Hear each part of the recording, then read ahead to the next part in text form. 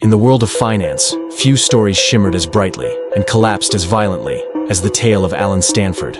A billionaire knighted in Antigua, celebrated by politicians, admired by investors, and trusted by thousands. But beneath the glow of success lay a storm waiting to strike. Today, we step into the rise and fall of one of the most audacious Ponzi schemes in modern history. Allen Stanford was born in Texas, a boy who grew up with the hunger to become more, to become someone. His early ventures were small, but his dreams were enormous. He wanted wealth, influence, and a name that echoed far beyond his hometown. During the economic crisis of the 1980s, Stanford saw opportunity outside the borders of the United States. He moved his operations to the Caribbean, where regulations were light and fortunes could be built in silence. In Antigua, Stanford founded the Stanford International Bank, a paradise of wealth, glamour, and promises.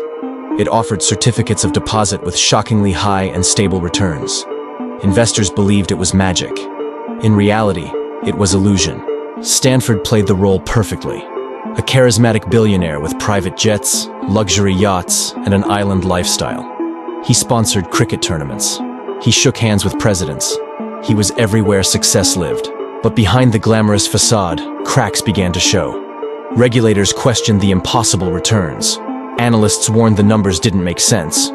But Stanford's charm and influence kept suspicion quiet. He promised steady growth even during global recessions. Year after year, the returns were smooth, perfect, predictable, too perfect. Investors didn't question it. They just cashed the checks. Behind the scenes, Stanford wasn't investing money. He was moving funds from new investors to pay old ones. The classic Ponzi formula, just dressed in Caribbean sunlight. Stanford's luxury wasn't funded by brilliant strategy. It was funded by the life savings of ordinary people. Retirees, families, dreamers, they all trusted him. And he took everything. By the mid-2000s, regulators increased pressure. Whispers grew louder. Investigations deepened. Stanford's empire was becoming unstable, shaking beneath its own weight. In 2009, the truth finally erupted. The U.S. Securities and Exchange Commission charged Stanford with running a massive Ponzi scheme. Billions were missing. Investors were devastated. The man who once commanded islands, jets, and stadiums was now arrested and led away in handcuffs. His empire had turned to dust. Thousands of investors lost everything. Entire retirements erased. Families shattered. Dreams destroyed. Stanford's promises had turned into nightmares. Court documents revealed Stanford used investor money to buy mansions, yachts, and private islands. Only a tiny fraction of funds were ever legitimately invested.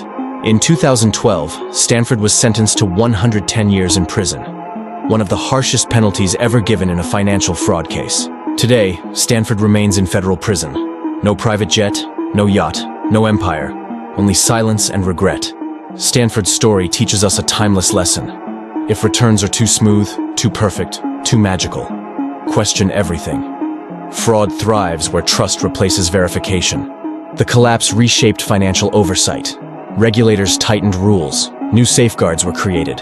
But for many victims, justice came too late. Stanford didn't just build a Ponzi scheme. He built a world of illusions. A billionaire lifestyle powered not by brilliance, but by borrowed dreams. In the end, the story of Allen Stanford reminds us, wealth built on deception cannot last.